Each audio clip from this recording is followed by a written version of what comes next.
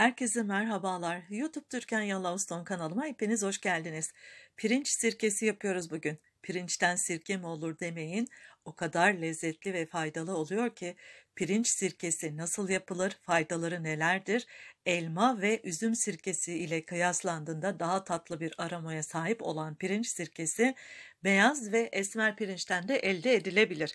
Peki ne gibi faydaları var? Pirinç sirkesi cilt toniği olarak kullanıldığında cilt lekelerini giderir. Cilde pürüzsüz bir görünüm kazandırır. 2. Yağ yakıcı özelliğe sahip. Evet, elma sirkesi gibi su ile karıştırılarak içilir. Özellikle de diyet yaparken zayıflamaya, yağ yakmaya yardımcı olur. 3. Pirinç sirkesi kanı temizler, kan dolaşımını hızlandırır. 4. Bağırsakları temizler. Bir bardak içme suyuna ekleyeceğiniz az miktarda pirinç sirkesi metabolizmanızı hızlandıracak. Çalışmayan bağırsaklardan kurtulmak, daha aktif bağırsaklara sahip olmak için pirinç sirkesini aklınızdan çıkarmayınız arkadaşlar. Faydalara devam edeceğim. Bu arada 1 litre su kaynattım ve bir kenarda bunu soğuması üzere bekletiyoruz. 1 çay bardağı pirinç ve nohut var arkadaşlar. Sadece 2 tane nohut kullanacağız.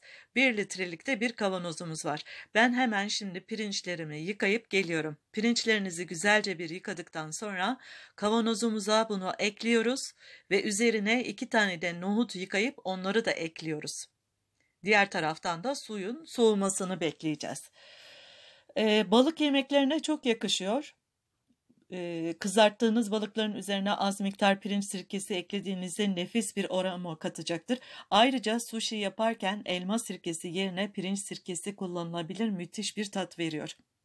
Ev temizliği konusunda, evet, yanlış duymadınız, zorlu lekelere, halılardaki lekelere, koltuklardaki lekelere pirinç sirkesi ile ev eşyalarının temizliğini doğal bir madde olarak kullanabilirsiniz. Özellikle de gümüş ürünlerin temizliği konusunda pirinç sirkesi gümüş eşyaların daha parlak ve pırıl pırıl olmasını sağlıyor. Musluk ve lavabo, duşakabin, bütün bunların temizliğinde pirinç sirkesini tercih ederek daha ferah bir temizlik yapabilirsiniz arkadaşlar.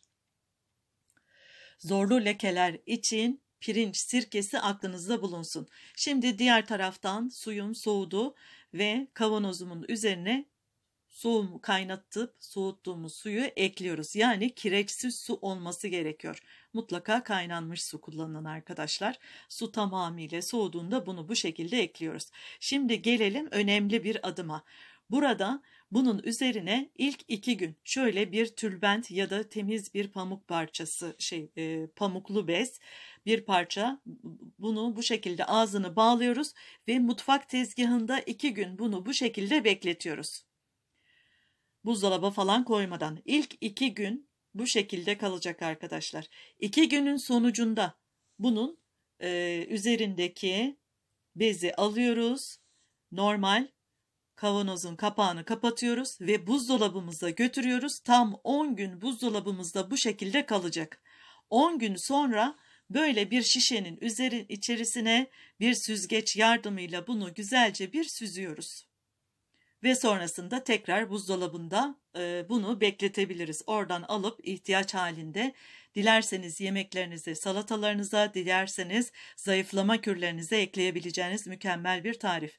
Evet, benim tarifim bugünlük bu kadar. Instagram hesabım Türkan Yalçın takip edebilirsiniz. Kanalıma abone olmayı unutmayın. Kendinize iyi bakın. Hoşça kalın.